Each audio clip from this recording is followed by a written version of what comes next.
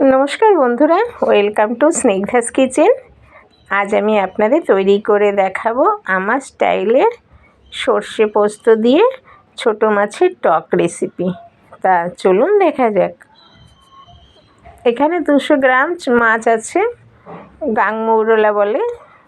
এটাকে আমি আধ ঘন্টা আগে নুন হলুদ দিয়ে মাখিয়ে রেখেছি। এবার একটা কড়াই 1.5 কাপ মতো তেল নিয়েছি। এবার সেই ছাঁকা তেলটা গরম হয়ে গেছে যখন, এখানে একটা একটা করে মাছ দিয়ে দিচ্ছি। তো এই মাছগুলোকে একটু আমি লাল লাল করে ভেজে নেব। তা গ্যাসের ফ্লেমটা বন্ধুরা এখন একদম মিডিয়াম ফ্লেমে ভাজতে হবে, জোরে দিলে পুড়ে যাবে আর অল্প হলে মাছগুলো ভেঙে যাবে। দেখুন মাছগুলো লাল লাল করে ভেজে নিয়েছি, এবার নামিয়ে নেব। এইভাবে আরও বাকি মাছ যেগুলো আছে সেইগুলো এই তেলের মধ্যে দিয়ে আমি ভেজে নেব। তা বন্ধুরা, আপনারা অনেক ধরনের টক খেয়েছেন, মাছেরও টক খেয়েছেন। আমার মতন একবার বানিয়ে দেখুন, আপনাদের এটা খুব ভালো লাগবে।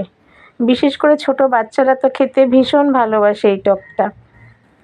এখানে সর্ষে আর পোস্ত 4 চামচ সর্ষে আর 1 চামচ পোস্ত পেস্ট করে নিয়েছি মিক্সির বাটিতে।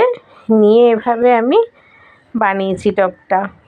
এই মাছ ভাজার তেলটা যে বেশি ছিল তুলে নিয়েছি কিছুটা, আর অল্প তেলের মধ্যে আমি কালো সর্ষে ফোড়ন দিয়েছি।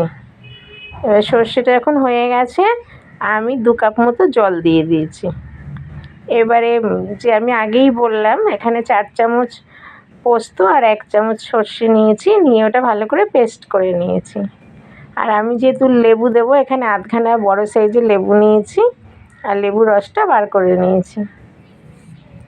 এর মাছের ঝোলটা যখন ফুটে এসেছে তখন এর মধ্যে আমি পেস্ট করা পোস্ত আর সর্ষেটা দিয়ে দিলাম। দিয়ে এর মধ্যে নুন চিনি পরিমাণ মতো দিয়ে দিয়েছি আর একটু হলুদ দিয়ে দেব। এবার ঝোলটা দেখুন পুরো যখন ফুটে গেছে 5 মিনিট ধরে, তখন আমি এর মধ্যে ভেজে রাখা মাছগুলো দিয়ে দেব। আর এই ভেজে রাখা মাছগুলো দেওয়ার পর একটু নাড়িয়ে দেব। মাছগুলোকে একটু সিদ্ধ হতে সময় দেব 5 মিনিট মতো। তা মাছগুলো যখন অল্প সিদ্ধ হবে, বেশি সিদ্ধ করব না, আমি অল্প সিদ্ধ করব, তখন এর মধ্যে যে লেবুর রসটা করেছিলাম লেবুর রসটা দিয়ে দেব। আপনারা যদি মনে করেন তেঁতুলও দিতে পারেন, তেঁতুলটা এভাবে গুলে নিয়ে দানাগুলো ছেঁকে আপনারা দিতে পারেন। তো বন্ধুরা দেখুন এইভাবে আমি পোস্ত দিয়ে মাছের টকটা বানিয়ে নিয়েছি। তো বন্ধুরা, আমার তৈরি এই মাছের টক রেসিপি আপনাদের কেমন লাগলো তা আপনারা আমাকে লাইক শেয়ার ও কমেন্ট করে অবশ্যই জানাবেন। আর আমার রেসিপি যদি ভালো লেগে থাকে আমার চ্যানেলটিকে সাবস্ক্রাইব করবেন আর পাশে থাকা বেল আইকনটিকে ক্লিক করবেন। তো চলি বন্ধুরা, আপনাদের সঙ্গে আবার দেখা হবে সুন্দর কোনো রেসিপি নিয়ে।